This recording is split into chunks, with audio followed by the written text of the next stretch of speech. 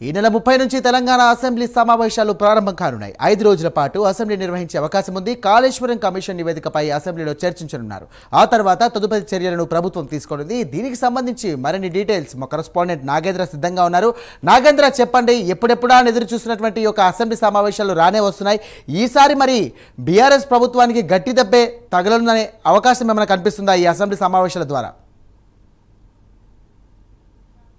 రాష్ట్రంలో కాళేశ్వరంకు సంబంధించినటువంటి కమిషన్ పైనే పెద్ద ఎత్తున చర్చ జరిగింది. ఎందుకంటే కాళేశ్వరానికి సంబంధించి అవినీతి జరిగింది. ఆ కాళేశ్వరంకి సంబంధించినటువంటి అంశం పైన ప్రత్యేకంగా ప్రభుత్వం పీసీ ఘోష్కి సంబంధించి ఒక కమిషన్ వేసినటువంటి పరిస్థితి ఉంది. ప్రస్తుతం ఆ కమిషన్ ఒక పూర్తి స్థాయి నివేదికను ప్రభుత్వానికి ఇవ్వడం జరిగింది. ప్రభుత్వానికి ఇచ్చిన తర్వాత ఆ కమిషన్ ఇచ్చేటటువంటి నివేదిక ఆధారంగా ఎవరైతే ఈ కమిషన్ ఇచ్చినటువంటి నివేదికలో పేర్లు ఉన్నాయో వారిపైన ప్రభుత్వం చర్యలు తీసుకుంటుందా అనేటటువంటి చర్చ పెద్ద ఎత్తున జరిగింది. కానీ ప్రభుత్వం మాత్రం అసెంబ్లీ సమావేశాల్లో ఈ కమిషన్ ఇచ్చినటువంటి నివేదికను చర్చకు పెడతాము, చర్చకు పెట్టిన తర్వాత వారిపైన ఎటువంటి చర్యలు తీసుకోవాలన్న దానిపైన నిర్ణయం తీసుకుంటామనేటటువంటి అంశాన్ని ప్రధానంగా ప్రభుత్వం చెప్పింది. దానిలో భాగంగానే సీఎం రేవంత్ రెడ్డి ఈ నెల 30వ తేదీ నుంచి ఆ అసెంబ్లీ సమావేశాలు 3 నుంచి 5 రోజుల పాటు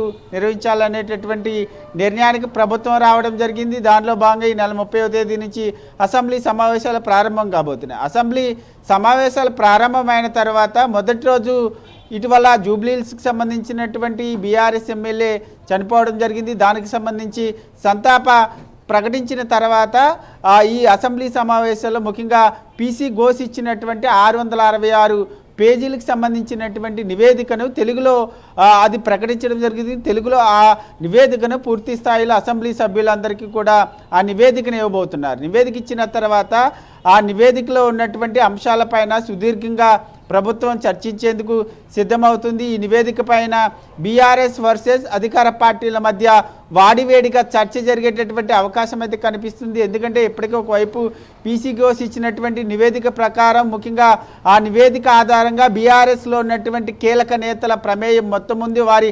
ఆధారంగానే కాళేశ్వరంకి సంబంధించినటువంటి ప్రాజెక్ట్ అంతా కూడా పూర్తి స్థాయిలో నిరుపయోగంగా మారింది.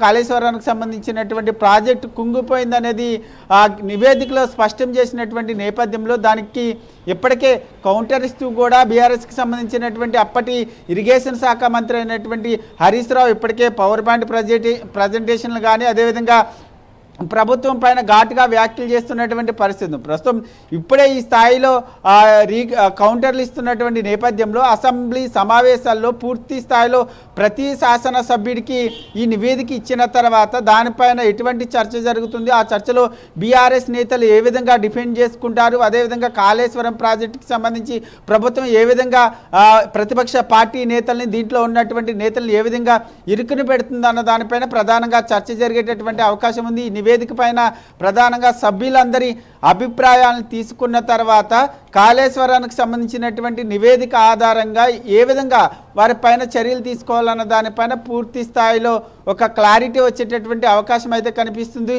దీంతో పాటు ముందుగా అంటే అసెంబ్లీ సమావేశాలు 30వ తేదీన ప్రారంభమవుతుండగా 29వ తేదీన క్యాబినెట్ సమావేశం జరగబోతుంది. ఈ సమావేశంలో ఇప్పటికే ఒకవైపు ఏదైతే కాళేశ్వరానికి సంబంధించినటువంటి నివేదిక పైన ఇప్పటికే క్యాబినెట్ ఆమోదం ఎదురేసినటువంటి పరిస్థితి ఉంది. కాబట్టి 29వ తేదీన జరిగేటటువంటి క్యాబినెట్ సమావేశంలో స్థానిక సంస్థల ఎన్నికలకు సంబంధించినటువంటి అంశం పైన ప్రధానంగా చర్చ జరగబోతుంది. ఎందుకంటే ఇప్పటికే బీసీ రిజర్వేషన్కి సంబంధించి ప్రత్యేకంగా ప్రభుత్వం ఒక కమిటీని వేసింది. 42% బీసీ రిజర్వేషన్ సంబంధించినటువంటి అంశంలో కేంద్రం అడ్డుకుంటుంది. అందుకే ఆ బీసీ రిజర్వేషన్ని తెలంగాణ రాష్ట్రంలో అమలు చేయలేకపోతున్నామంటూ కూడా ఇప్పటికే సీఎం రేవంత్ రెడ్డి చేసినటువంటి వ్యాఖ్యల్ని ఆధారంగా చేసుకొని ఆ కేబినెట్ సమావేశంలో స్థానిక సంస్థల ఎన్నికలను ఏ విధంగా నిర్వహించాలి, పార్టీ పరంగా 42% బీసీ రిజర్వేషన్ అమలు చేసి ముందుకు వెళ్ళాలా లేదా అన్న దానిపైన కేబినెట్ సమావేశంలో నిర్ణయించడంతో పాటు స్థానిక సంస్థలకు సంబంధించి ఒక క్లారిటీ రాబోతుందని చెప్పాలి. స్థానిక సంస్థల ఎన్నికల పైన కూడా అసెంబ్లీ సమావేశాల్లో ఒక క్లారిటీ తీసుకోబోతున్నారు. శాసన సభ్యులందరి అభిప్రాయాలు తీసుకున్న తర్వాత స్థానిక సంస్థల ఎన్నికలకు సంబంధించినటువంటి అంశం కానీ ఇటు కాళేశ్వరానికి సంబంధించినటువంటి నివేదిక పైన ఒక పూర్తి స్థాయి క్లారిటీ రాబోతుంది. అసెంబ్లీ సమావేశాల తర్వాత ఈ స్థానిక సంస్థలకు సంబంధించి కానీ అదేవిధంగా కాళేశ్వరానికి సంబంధించినటువంటి నివేదికలో ఉన్నటువంటి వారిపైన చర్యలు తీసుకునేటటువంటి అవకాశం అయితే కనిపిస్తుంది.